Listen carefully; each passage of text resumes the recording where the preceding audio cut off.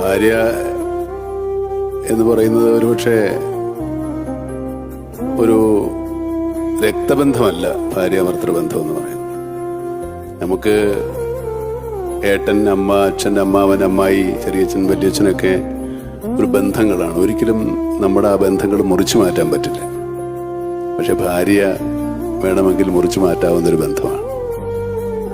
നമ്മൾ ആലോചിക്കേണ്ട ഒരു കാര്യം, ഈ ഭാര്യയിലൂടെയാണ് ഈ ബന്ധങ്ങളെല്ലാം നമുക്കുണ്ടാവുന്നത്.